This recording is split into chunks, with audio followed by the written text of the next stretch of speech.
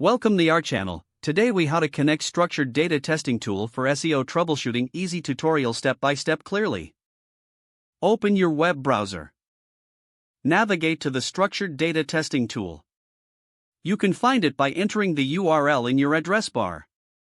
Once the page loads, you will see an input box for testing structured data.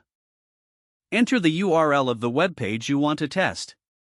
If you want to test code snippets instead, you can switch to the code input option. Copy your structured data code. Paste it into the provided code input box. Click the Run Test button to start the analysis. Wait for the tool to process your request.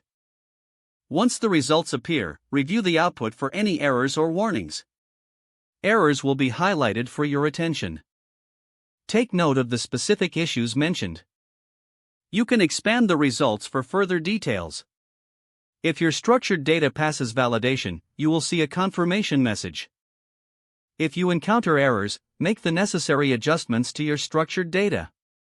Retest the modified code or URL until you resolve all issues. Keep track of changes for future reference. Once satisfied with the results, implement the corrected structured data on your website.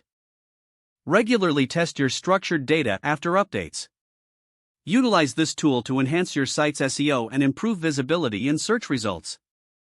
If the page does not load, refresh the browser or try again in a private or incognito window. Make sure you are using the correct email address, then retype it carefully to avoid small typos. If your password is not accepted, use the reset option and create a new strong password you can remember. Check your spam folder for verification or security emails, then complete any requested confirmation steps. Enable two-factor authentication if available to improve account security and reduce unauthorized access risk. After signing in, review your profile details so your contact information and settings are accurate and current. If you see an error message, note it down and try again after restarting your device and internet connection.